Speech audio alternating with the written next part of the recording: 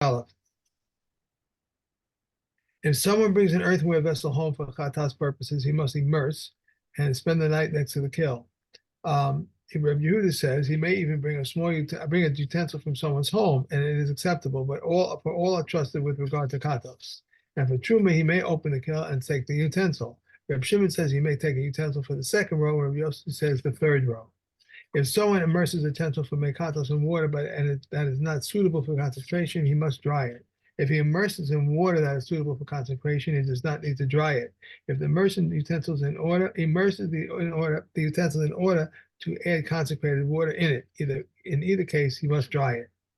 Regarding a gourd shell that one immersed in water that is not suitable for consecration, we may consecrate mekatos in it until it becomes tameh. If the gourd shell subsequently becomes tameh, we may not consecrate mekatos in it. And Rabbi Shua says if one may consecrate mekatos in the shell initially, he should be able to consecrate mekatos in it at the end. And if one may not consecrate mekatos in it at the end, he should also not be able to consecrate mekatos in it initially. In either case, one may not add consecrated water in it. Okay. Okay. Shefoferis, shechatacha lechatas. Okay, so first of all, there's we need a bit of background over here. As we saw with the when we actually slaughtered the cow, there was a whole big thing about, they prepared him with all this purity before the day of shechting the cow, and then bo bayom they all go and touch him and make him tameh. Why? Why do we do this? Because of that tzdukim, that they say that it can't be a tvul yom. It has to be somebody who is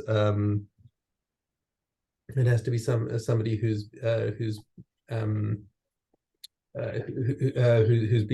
had higher of shemesh. Okay. No. Now this over here is talking about, let's say you've got a hollow reed, and somebody decides that they want to use this hollow reed to pick up water for mechatas. So as soon as it's cut open and made into a kli, as soon as it's stopped up, so it doesn't just let the water all the way through, and it's turned into a proper kli, it's now susceptible to tumah. So it's a wooden receptacle basically. So okay. So the question is, obviously, just a stam kli has got to be tahor, and it's got to be made and it's got to be toiveled for use on that day, and it's got to be dafka on that day that it's prepared for using mechatas. So you got to dip it, and the question now is, do you have to also do this thing now for kevet tzedukim? And this is the machlokes that we'll see. Rabbi Eliezer Omer, yatbil miyad, just toivel it straight away. As soon as it's been completed as a kli, you can toivel it and it's ready to take the water. Rabbi Shomer yitame biyatbil. You have to first make it tameh and then toivel it. To specifically the tzdukim. Hakol kasherim lekadesh. Everyone is competent to do this kiddush. Lekadesh is hang on, lekadesh is to put the afer. Yes, that's to put the ashes into the water itself. Okay, we're not talking about doing the sprinkling. We're talking, because that has to be a kohen.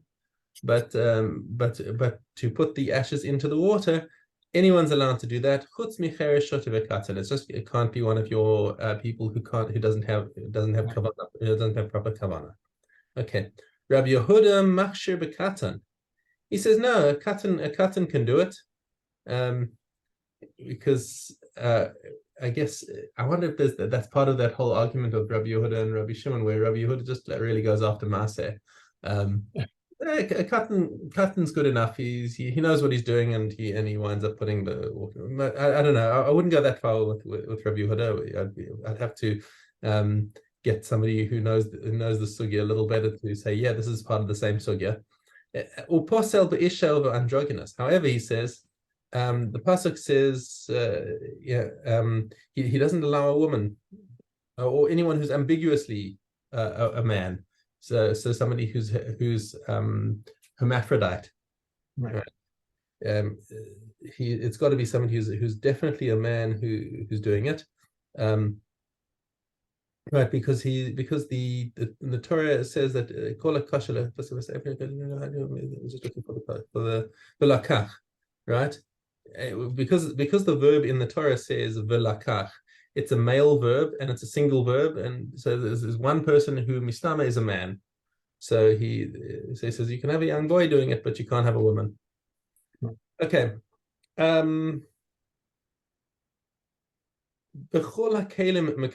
You can use any kind of kli to do the kiddush, hamayim. Okay, afilu b'klei glalim, even if it's a very lowly kind of kli. Excuse me, something made of dung, b'klei avanim, or stone vessels, so it doesn't have to be susceptible to tumah. B'klei adama, and unfinished clay vessels even. They can you can still do it valid. It's still considered a kli. Ubasfina mekadshin ba, and even in a small boat, if for example for some reason you wanted to use a boat to do it, a boat is inherently not susceptible to tumah, but you're not allowed to take the kli in a boat over the water. That's considered malacha.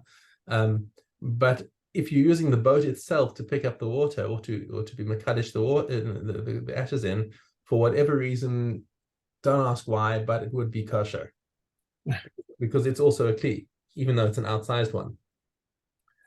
Ein mekadshin lo bedofnos hakelim. However, if you have the shards of a kli, so we in Masechta Kalim, we saw that certain kalim, if you've got something with a rounded wall and it got smashed, but you've still got enough, you could still carry water inside the walls of the kli, right? Because they're curved, so that we said is still susceptible to tumah. However, that's not the criterion. We're not looking for something that's susceptible for tumah. We look for something that's still called a kli, not something that's called a gistra, right? We said a gistra is that's the shards that are left over. So while a gistra can still be tameh, you can't use a gistra for kiddush for kiddush hamayim.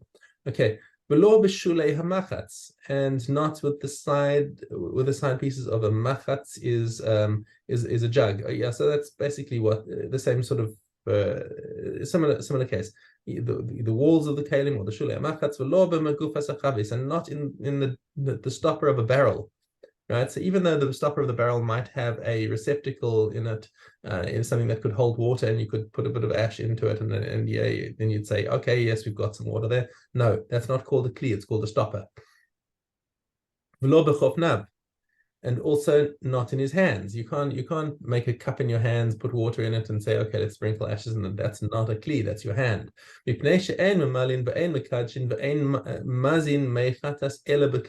So all the acts involved here, filling up the kli from the mayim chayim, has to be done in a kli. The kiddush, the sprinkling of the ashes, has to be done in a kli, and the mazin and the sprinkling, when the kohen actually takes the water and sprinkles on people or things to make them tahor, has to be done from a kli. Ein matzilin b'tzamid pasil ela kalim. The only thing that, similarly, when we're talking about kalim, we switch subjects over here, but while we're talking about the things that you can only do in something that's defined as a kli, also tzamid pasil, that's when you've got something that protects things inside it from an ohel hameis. Okay, that's an earthenware kli that's been sealed around the outside. Okay, so it has to be a proper kli. It can't be a gistra, can't be fragments. She'ein matzilim miyad kli cheres ela kalim, because the only thing that the only thing that can protect against a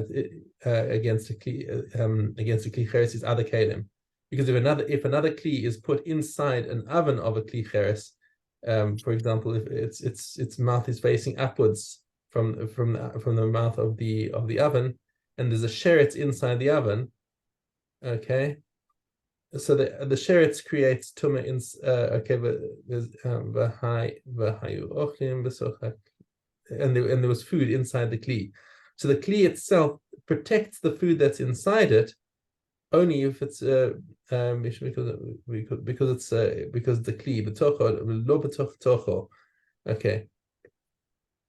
So the only thing that protects from the tumah of the airspace of the kli cheres must be another kli, but not something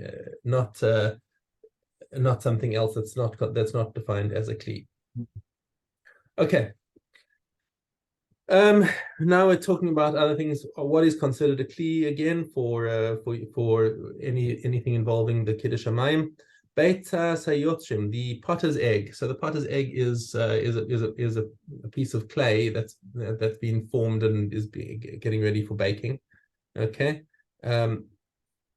So it does have a receptacle. It just hasn't been baked yet. So that's I guess under the category of a kli adamah. So it's still it's just a clay vessel that hasn't been baked, and it is kosher for kiddush of the water, or for gathering water in it.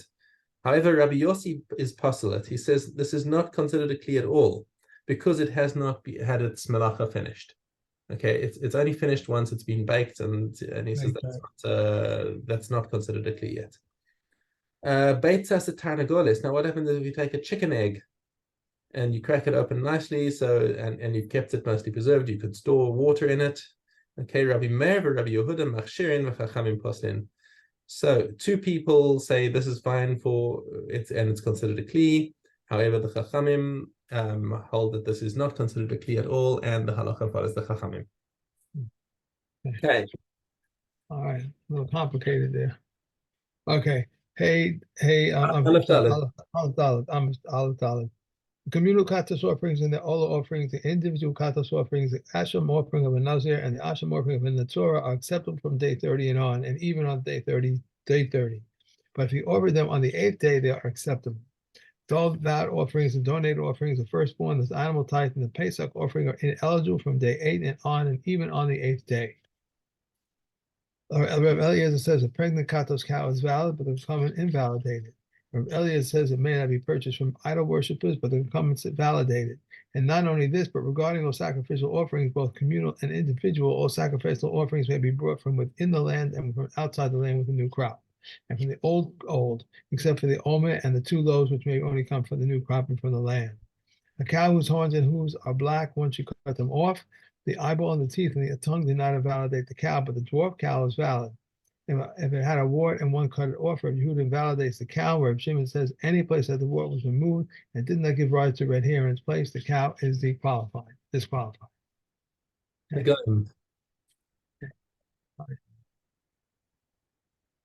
Okay, Yud. A Basaris the size of a gris expanded an additional grid. Living skin or white hair then appeared inside the expansion, and the original nega disappeared. Akiva rendered it tummy, and the sages say it must be examined anew. A Baharis half the size of a gris has no other symptoms inside it, and another Baharis half the size of a gris appears, which has 1 white hair, and the nega is divine. A Baharis the size of a gris has 1 white hair, and another Baharis half the size of a gris appeared, also having 1 white hair, and the nega is combined. A Baharis half the size of a gris has 2 white hairs, and another Baharis half the size of a gris appears, containing 1 white hair. This nega is confined. The Baharis half the size of the gris has no other symptoms inside, and another Baharis half the size of the gris appears and has 2 hairs. This neg is confirmed because the sages say if the Baharis preceded the white hair, the afflicted person is tamei, but the white hair preceded the Baharis is tahor. If it is uncertain the afflicted person is tamei, Rabbi Shua disapproves of this ruling. And one more. Any doubt concerning the Gayim is ruled tahor, except for the last case and the next one. And what is the next case? Someone had a Baharis the size of a gris that the Kohen confined. At the end of the week of confinement, it was the signs of a cellar, but it's uncertain whether this is the original nega that spread or a different nega that replaced it, and the Kohen moves it confirmed tamei. Okay. Kelem. Yudches Regarding the bed that was tamei midras, if one long board broke and the owner repaired it, it's still tamei midras. If the second long board then broke and repaired it, the bed is tahor from midras tumah, but is tamei due to contact with the midras hazav. If he did not manage to repair the first board before the second board broke, the bed is tahor. Regarding a leg of a bed that was tamei midras and one connected it to a bed, the entire bed becomes tamei midras, and if the leg was removed, it is tamei midras, and the bed is tamei due to contact with the midras hazav. If the leg was tamei with 7-day tumah and one connected to a bed, the entire bed becomes tamei with 7-day tumah. If the leg is removed, it is tamei with 7-day tumah, and the bed is tamei with evening tumah. If the leg was tamei with evening tumah and one connected to a bed, the entire bed becomes tamei with evening tumah, and if the leg is removed, it is tamei with evening tumah, and the bed is tahor. The same rulings apply to the prong of a pitchfork. Regarding a tefillin consisting of 4 utensils, if one separated the first compartment and then repaired it, it is tamei with corpse tumah, and the same applies to the second compartment of the second, and the same applies to the third compartment.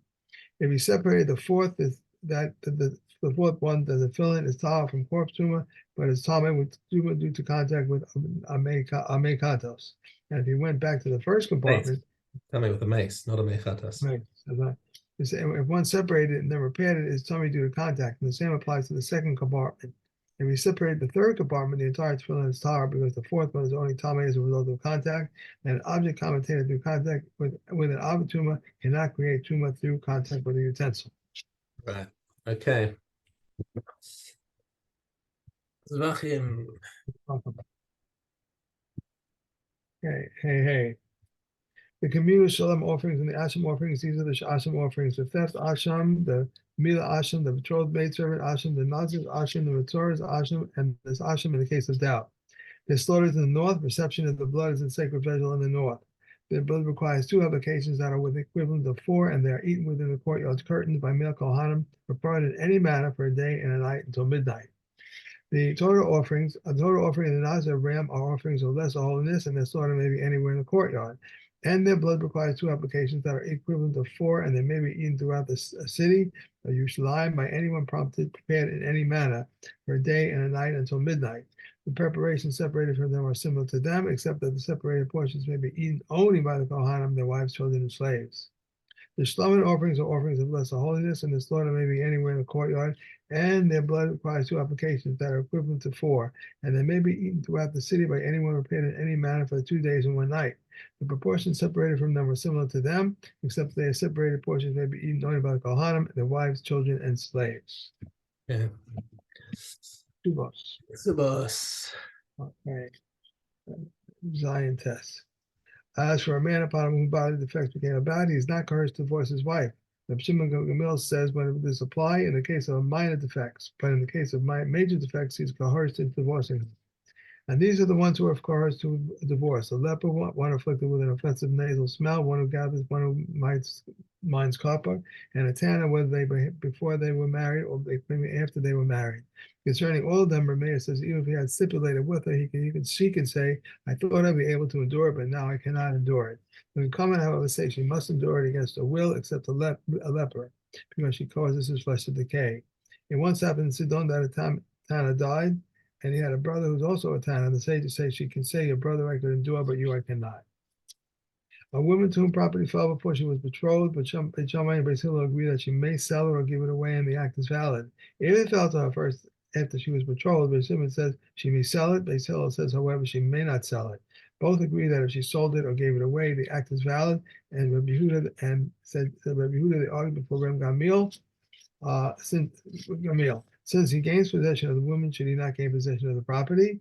He replied to them, "We are ashamed of the new property, and wish you to impose upon us the old property." If it fell to her after she was married, both agree that if she sold it or gave it away, the husband takes away from the buyers. If it fell to her before she was married and she subsequently married, when Gamil says that she sold it or gave it away, the act is valid. Then Hanan ben Akiva said they argued before Rabbi Gamil, since he gains possession of the woman, should he not also gain possession of the property? He replied to them, "We are ashamed of the new property, and you wish to impose upon us the old property."